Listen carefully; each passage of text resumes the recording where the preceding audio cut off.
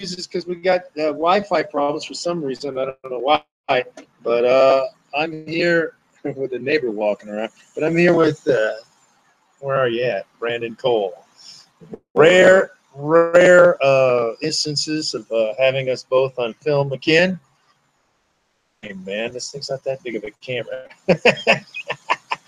I'm the real star. Right. So anyway, we want to talk about some things that we normally talk about, and that's like,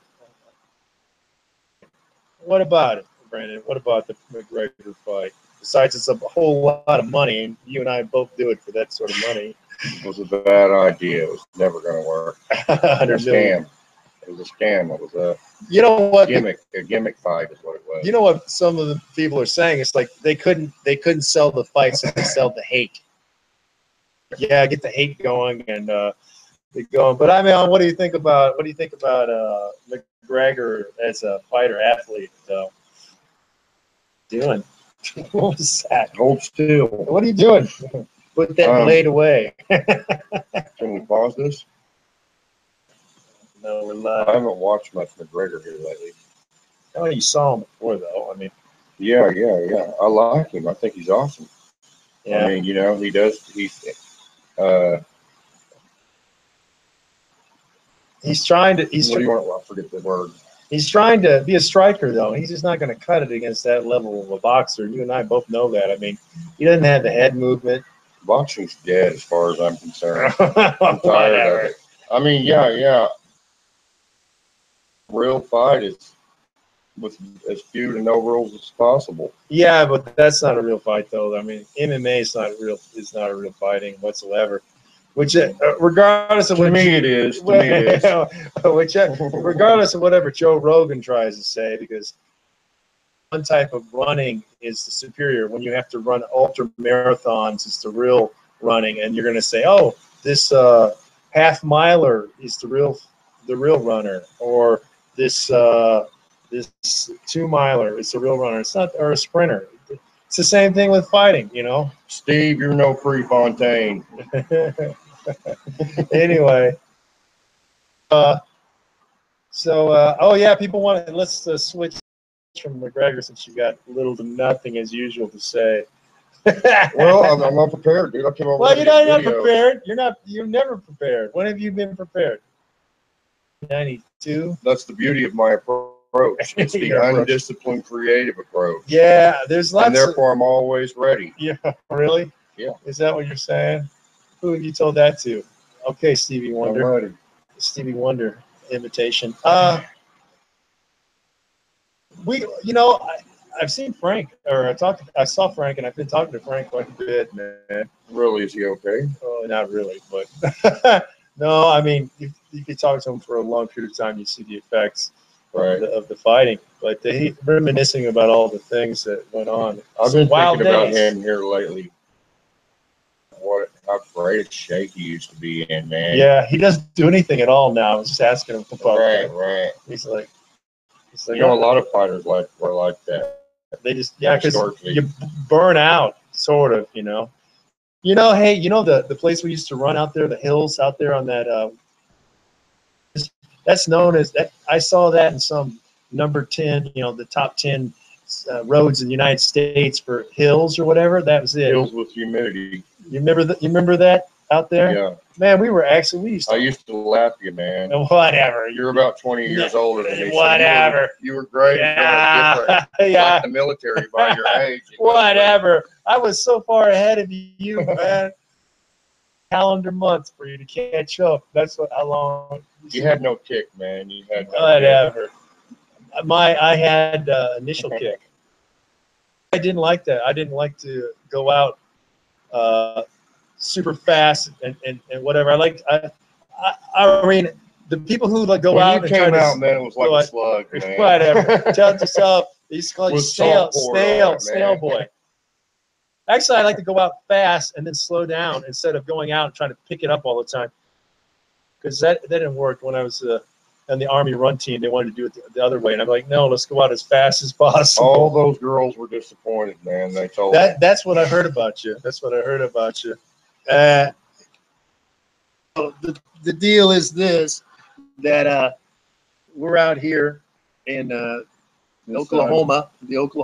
It's actually not as hot as it's been the last couple of days. This is just below the Bible belt buckle, about 2 1/4 inches, right at the base of the lowlands. The pubic of the bone. no, I was going to say we're the lowlands. With the lowlands. Meet the Arkansas It doesn't get much plateau. lower than this. Right. But anyway,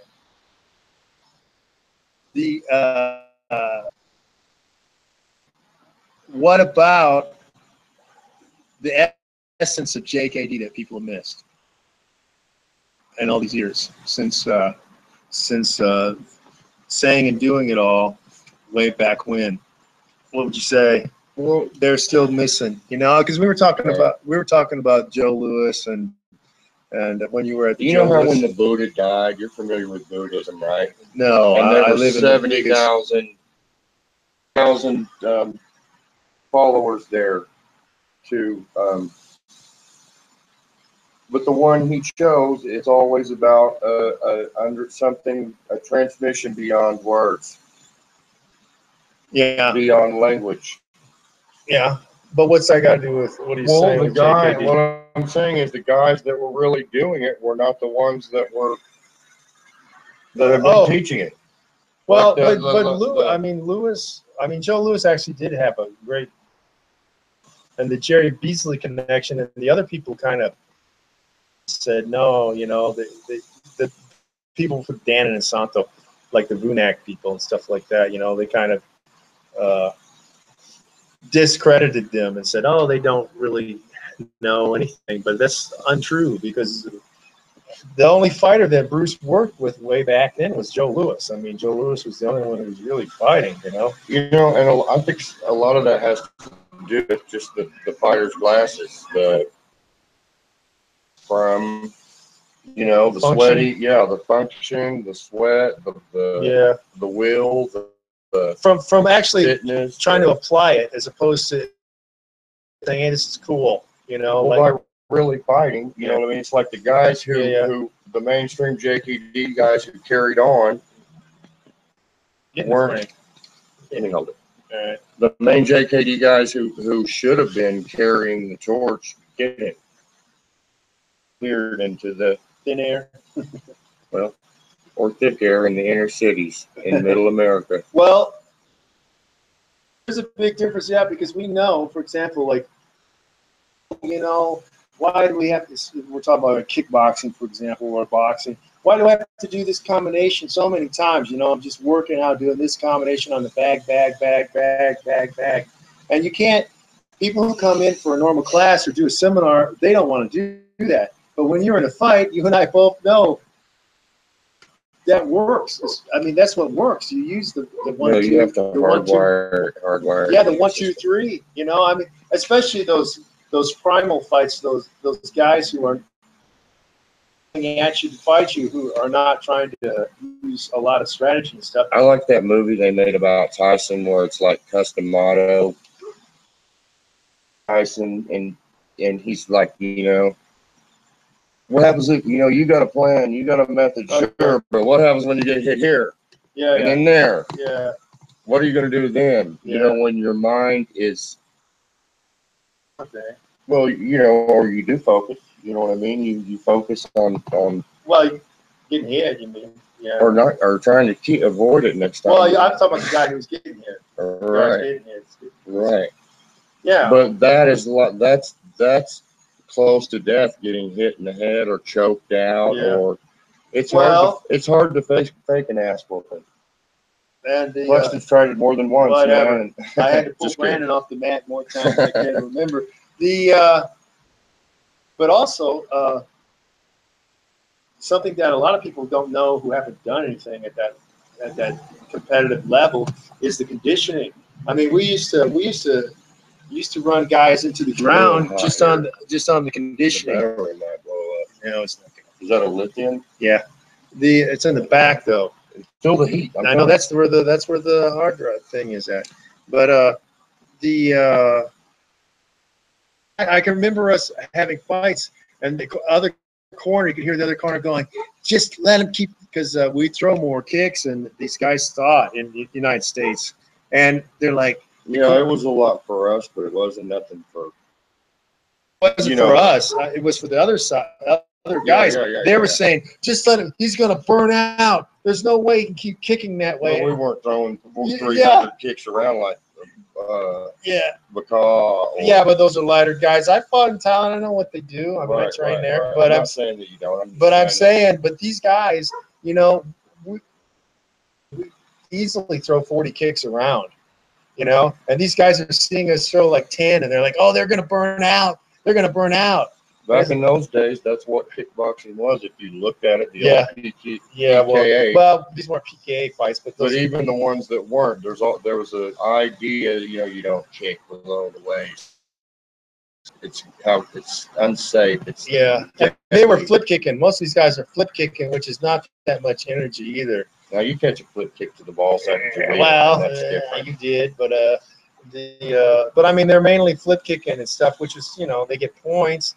But it's not like getting rifled with a shot or whatever. But they couldn't. But my point back on the conditioning was none of these other guys were conditioning like we were. I mean, we were really doing stuff. I mean, we had intervals. We were doing 2 and 3 minute intervals, not rounds, intervals at 2 or 3 minutes. It's insanity. Most people can't do that. I still got my old notebook. Yeah, your notebook. We were keeping the heart rate. For interval. And some of them were 250. Yeah, we were a lot more scientific than anybody in our region, for that's for certain, because we were all the data and the doctors were always in awe. Yeah, the physicals, man. You know, and you think they wouldn't. These are supposed to be. Oh, didn't that one guy ask you if you worked out or something? That was ridiculous. That was stupid. Well, my resting heart rate at that time was like 40. Yeah. Or 44. Yeah, I had one guy when we were in Springfield, and he said if your heart rate was just like a little 1-2 beats lower, I wouldn't let you fight. I'm like, why? You know what I mean? I'm like tuned. You know what I mean? I'm tuned. Yeah. You know, it's like the problem is these guys weren't sports medicine doctors, you know, and they weren't. It's like the difference between a Ford and a Ferrari. The engines are different. You know? That's probably why, you know what I mean, we did so good, or at least me. Yeah. Whatever. Well, you didn't have. You weren't ever pushed in any fights you had, because you weren't fighting there really long rounds. Ready to go. Yeah. There was nothing to go with. So yeah, I mean, as far as, because you were never like near exhaustion. If only I was 20 today. Yeah. Well, that's only like 60 years ago. 60 years ago. Yeah. 1372. Yeah, you were big back then. I remember that. Yeah. But no, you were never close to exhaustion. But a lot of the guys you fought, I remember that one guy you fought in Dewey, he was like barely able to get up, because you were like making him slip. He was slipping quite a bit too. He would get up, and he didn't want to get up from the slips. That's when you're really tired. And because Brandon was trying to give him a punch on the way as he was slipping. Slipping, you know. Out the smell of Main Street Boxing Gym, man.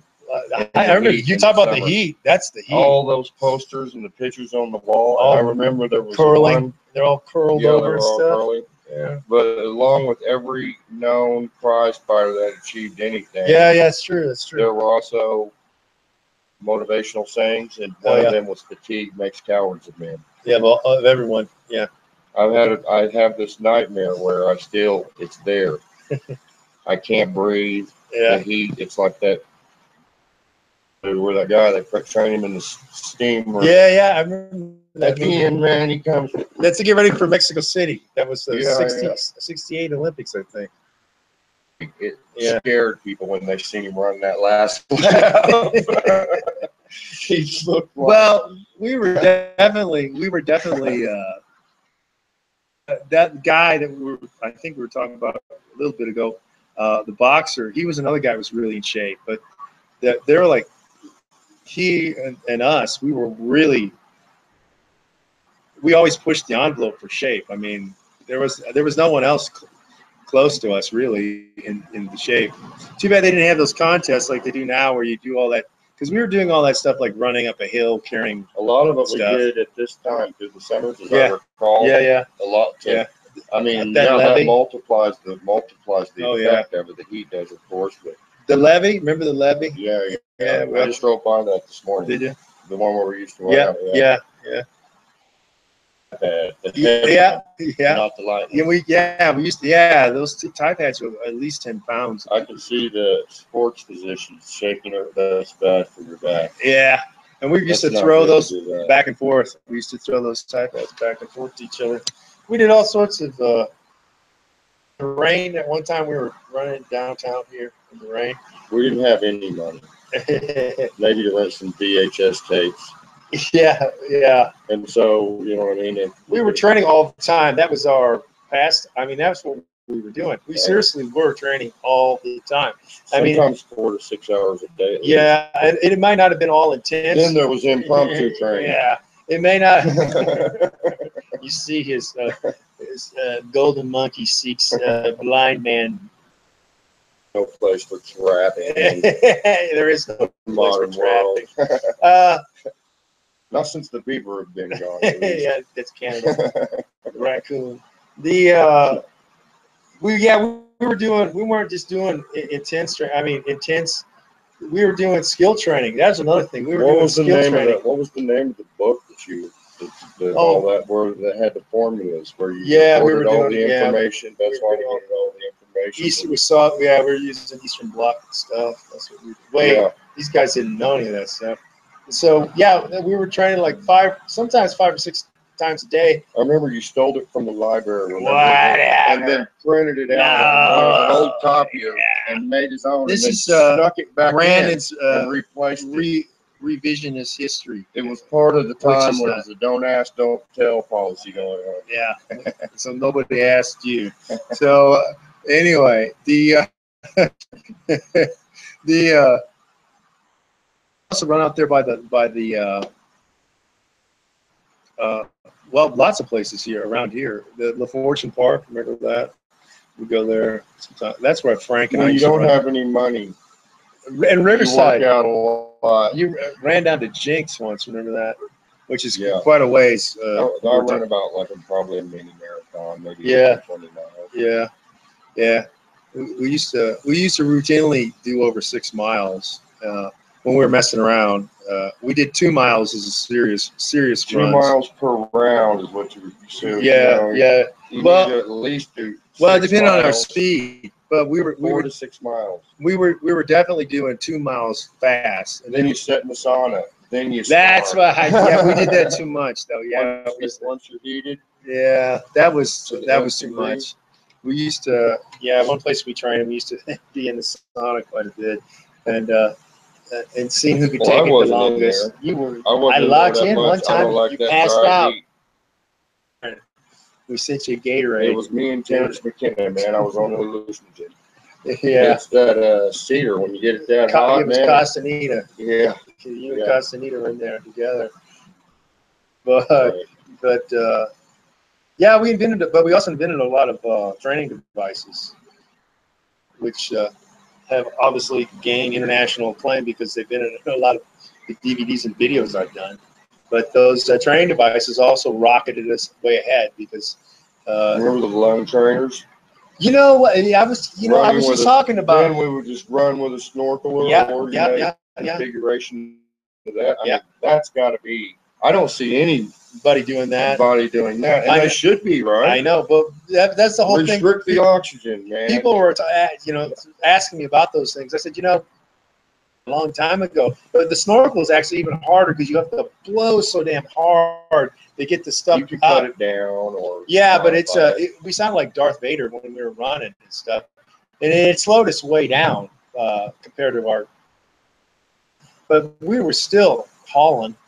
I mean, still moving. I mean, it was its own thing. We were never. I mean, with the weights. That we were much faster than that. I mean, we were never at 8-minute miles. We were always, which with these things on was rough. I mean, we were 7 minutes, 7:20, 7:30 miles with those lung trainers. I think you'd never keep up with me once I broke the 4-minute mark. By keep up, he means that he drove ahead of me, and that's Right. whatever. But no, that was a great. That also gave us a huge advantage over other people. Nobody was doing anything. I remember one time in the winter, man, I raided this bike, dude. You showed up over there, dude, and drove along beside me in the car. Yeah. Drinking Diet Mountain Dews and eating microwave pizzas you'd bought for Quick Trip. Whatever. Yeah. I had to put you in front of the car. You wouldn't run. You know what I'm saying? It's like, yeah, that was like February, I think, actually. Yeah, it was cold, man. I missed that training. Well, I envisioned some of that's more self-defense oriented. Like, oh yeah, well, there's definitely. I keep talking about the waterboarding video. I'm not kidding. I mean, well, maintaining your composure. I'm willing to do it to under you. those circumstances. Yeah. No, I'll be videoing you. I will be doing a normal I got no react. problem. Washcloths right now. I'll Right. put you under that faucet over there. What do you see? Remember the Gracie video with the oldest brother, the one who met Hickson? Hickson, yeah, his video. Hickson, solid. The magical part of martial arts, you know what I mean? The breathing part. I don't know when's the last time you found in the deep snow a stream with a waterfall and went set under it. No, because I'm in the jungle, so I wouldn't actually find any of that. But I have found the extreme humidity where you're dying. What you should be doing is setting or tying or holding yourself down over that bamboo that grows like 3 foot a day. Yeah. So that you can just toughen up your weak spots. This is what I was talking about, Brandon. It has like zero connection to reality many times. Yeah, I mean, all that stuff is definitely, well, the will drills, they're all part of the will drills, right? I mean, that was the whole point. Remember when we would do those runs up and down those hills out there back in those woods, and then we'd be kicking tie pads, and then we had like a little audience, and they try to imitate. We're like, don't try to do it. Don't try to do it. Yeah, you can do it. No, you can't do it. Don't try to do it. Like, let's say, hypothetically speaking, we were to have some kind of boot camp, or whatever. Yeah. We get 4 or 5 guys who get 200 followers that come per time to their boot camp. No, and then at the end, we can compete all the boot camp trainees against it. We run them with lone trainers, man, 6 hours a day, heavy hands carrying 6 pounds, plyometrics, biometrics. I used to run through the woods and try to duck the branches. That was another thrill. You weren't so good at ducking. Whatever. I remember finding you off in the ditch a couple times. And it's like, what are you doing? Exploring the fauna. Anyway, so that's just a little bit of we'll come back probably in another time, but just giving you a little interaction there. Not very predictable because you never know what we're going to talk about.